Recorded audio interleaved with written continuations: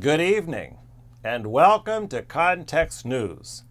That's right, this is Context News, not the bullshit you get from all the other networks, because here, we're not just going to give you what's happening or some skewed version of what's happening. We're going to give you what's happening, but also the context that's at the nature of what's happening and the language that underlies the context itself. It's a new day for a new kind of news, so welcome to Context News.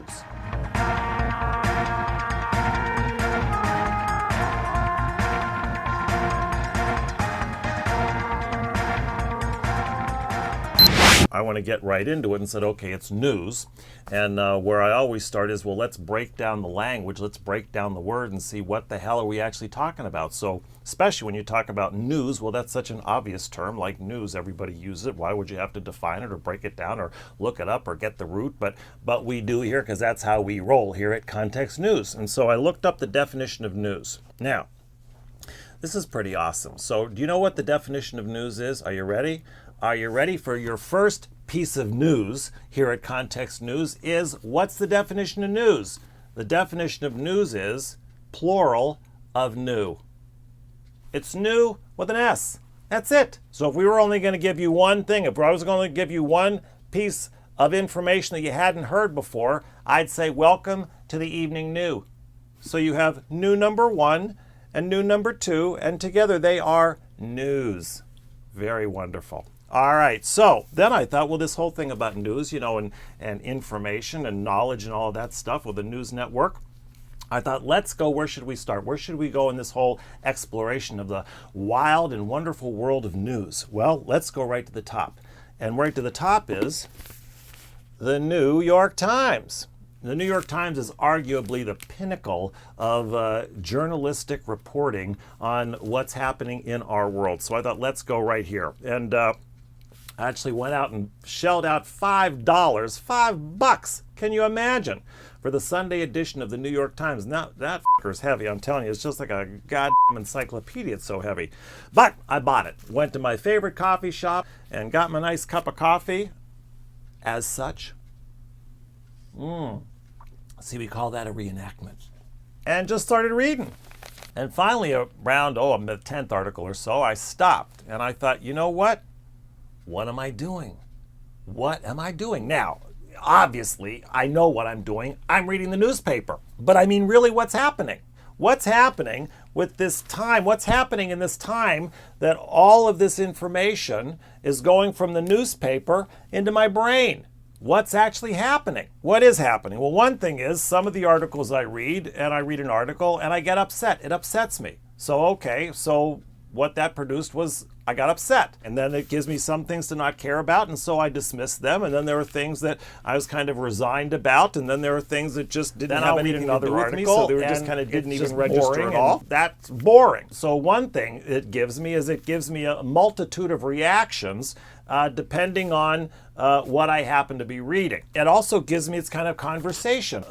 Mort. Hey, Mort, did you see that the president or premier, are you aware of how he's called of Uganda is planning on enacting a sweeping anti-gay legislation in American cities? And then you can kind of get into a dialogue and be in conversation with people about what's happening. But so what? I mean, what is that? And then I thought, well, I wonder what these journalists that spend all this time out there, going all over the world and doing whatever they've got to do to collect the information, and I wonder what they're intending from all of their work, what they think the impact of all this reporting is. And maybe they don't think there's any impact at all, that they just report it because that's what their job is, and they just assume that, somebody's going to read it and ingest it into their brain. Maybe the point of the newspaper is just to get read. Maybe it's to sell advertising, because there's a lot of advertising, let me tell you, in the New York Times. And so maybe they just hook you with one of these catchy headlines so that you'll find out what is going on at Macy's. Who knows?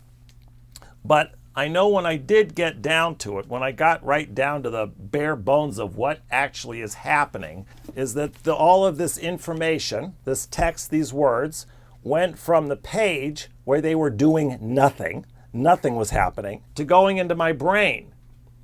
and what it's doing in my brain as the information itself is also nothing. So it went from here, nothing happening, and just switched location to here, nothing happening.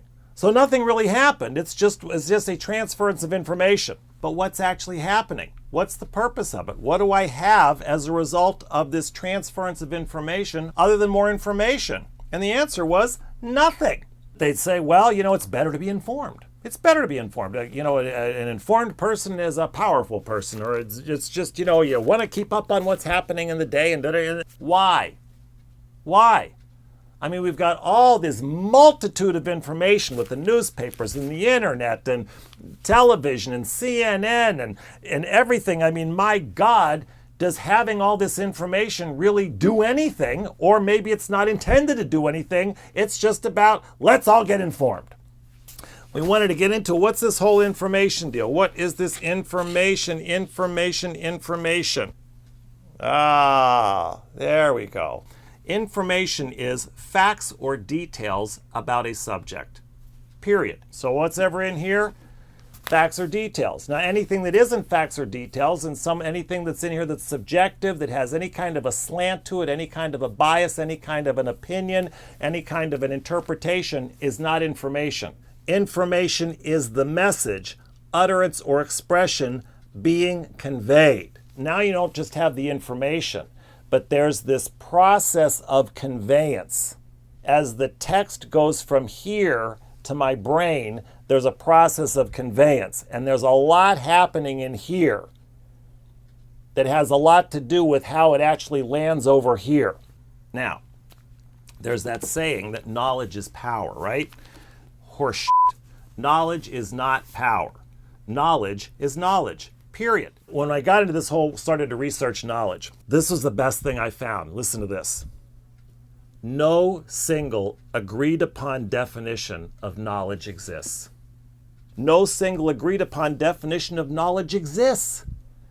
Though there are numerous theories to explain it, because everybody's out there so damn clear about what knowledge is, when in truth there's no single agreed upon definition. Plato famously defined knowledge as justified true belief. It doesn't have to be what's actually there. It's just that it's a justified true belief. Plato specifies that a statement after statement after statement must be justified, it must be true, and it must be believed. See, what you know is very different than what's actually happening. Information and knowledge, they are not at all the same. See, 10 people could read the statements in here. 10 people could read the bits of information. And you could walk away with 10 different knowings, 10 different what's known. Information only becomes knowledge by virtue of what happens with it once you get it.